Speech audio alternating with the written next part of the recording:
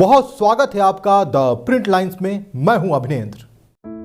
जब गजा में युद्ध अभी भी जारी है और वेस्ट बैंक में हिंसा लगातार बढ़ रही है, ऐसे वक्त में फलस्तीनियों के लिए स्वतंत्र राष्ट्र हासिल करने की संभावनाएं पहले से कहीं ज्यादा कम होती चली गईं। फलस्तीनियों की इस नाउम्मीदी के बीच यूरोपीय देशों ने जब फलस्तीन को बतौर राष्ट्र मान्यता देने का फैसला किया, तो इससे ये हकीकत नहीं बदलेगी कि इस राह में कई बड़े रोड़े हैं।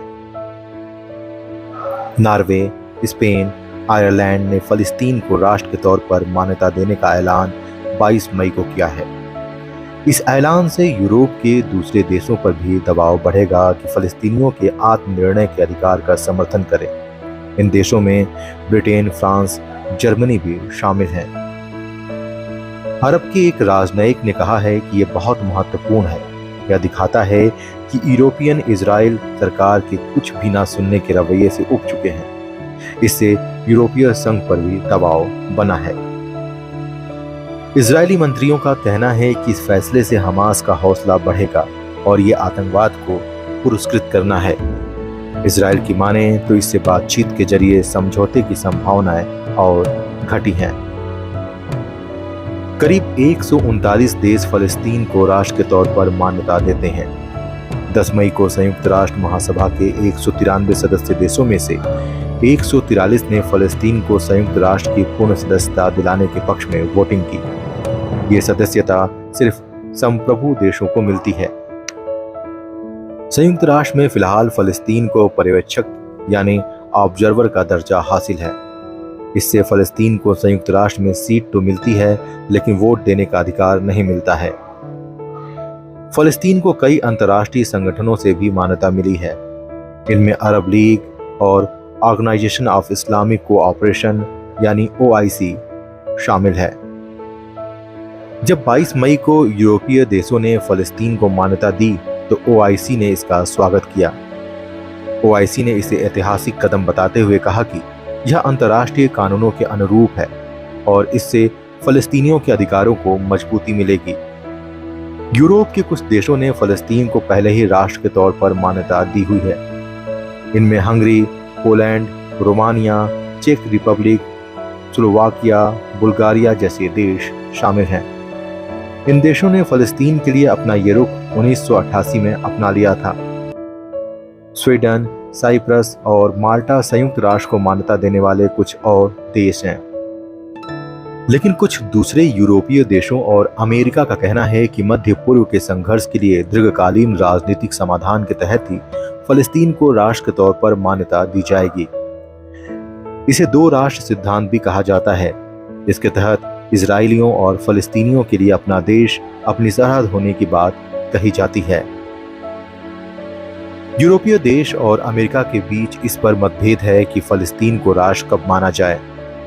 आयरलैंड, स्पेन और नॉर्वे का कहना है कि वो ऐसा करने की राजनीतिक प्रक्रिया को शुरू कर रहे हैं। इन देशों का तर्क है कि मौजूदा संकट का स्थायी समाधान तभी निकल सकता है जब दोनों पक्ष किसी तरह का राजनीतिक लक्ष्य बना सकें। इन देशों पर घरेलू स्तर पर इस बात का राजनीतिक दबाव भी रहा है कि वो फलस्तीन के पक्ष में ज्यादा समर्थन दिखाएं। अतीत में कई पश्चिमी देशों का रुख ये रहा है कि फलस्तीन को राष्ट्र मानना अंतिम शांति समझौते का इनाम होना चाहिए, यानी शांति समझौता करो और बदले में राष्ट्र के तौर पर मान्यता इनाम में पाओ। ब्रिटेन के विदेश मंत्री डेविड कैमरन और कुछ दूसरे यूरोपीय देश ने बीते कुछ महीनों में फलस्तीन के मसले पर अपना रुख बदला है। इनका कहना है कि फलस्तीन को पहले मान्यता देनी चाहिए, इससे राजनीतिक समाधान का माहौल तैयार करने में मदद मिलेगी। फरवरी में फ्रांस के राष्ट्रपति इमैनुएल मैक्रों ने कहा था, फ्रांस के लिए फलस्तीन को राष्ट्र के तौर पर मान्यता देना कोई टैबू नहीं है। मई की शुरुआत में फ्रांस ने संयुक्त राष्ट्र में फलस्तीन के सदस्यता दिलाने के पक्ष में वोटिंग की थी। अमेरिका ने निजी स्तर पर अपने यूरोपीय सहयोगियों के इस बारे में बात की थी, मगर अमेरिका ज्यादा सतर्क है और वो स्पष्ट समझ सकता है कि इस नीति का व्यवहारिक रूप क्या होगा। पर्दे के पीछे की मुख्य वजह यह भी है कि दबदबा रखने वाले इन देशों को फलस्तीन को कब मान्यता देनी चाहिए। कब इजराइल और फलस्तीनी लोगों के बीच औपचारिक शांति वार्ता शुरू होनी चाहिए। इजराइल और सऊदी अरब कब अपने राजनीतिक संबंधों को सामान्य करेंगे। कब इजराइल कुछ कार्रवाई करने में विफल रहता है या कब फलस्तीनी कुछ कार्रवाई करते हैं। दूसरे शब्दों में कहा जाए तो ये देश चाहते हैं कि राजनीतिक मुकाम हासिल करने के किसी बड़े पल में फलस्तीन को मान्यता दी जाए। पश्चिमी देश के एक अधिकारी ने मीडिया से कहा है कि यह एक बड़ा दांव है जिसे पश्चिमी देशों को चलना है। हम इस बाजी को जाने नहीं देंगे। दिक्कत यह है कि अगर अहम सवालों के जवाब नहीं मिलते हैं तो फलस्तीन को राष्ट्र की मान्यता देना बस सांकेतिक कदम ही है। सरहदें क्या होंगी, राजधानी कहां बनेगी, दोनों पक्ष ऐसा करने के लिए पहले क्या कदम उठाएंगे। ये कुछ मुश्किल सवाल हैं जिस पर सहमति नहीं बनी है और ना ही दशकों से इनके संतोषजनक जवाब मिले हैं। आज की तारीख में कुछ और यूरोपीय देश हैं जो ये मानते हैं कि एक अलग फलस्तीन देश होना चाहिए। इस बात के समर्थक खुशी में झूमेंगे और विरोधी इसे गलत बताएंगे। ऐसे में जमीन पर फलस्तीनी लोगों की हकीकत बदलने की संभावना कम ही है। ऐसे में सवाल ये भी है कि क्या भारत फलस्तीन को राष्ट्र की मान्यता देने में अपना समर्थन देगा।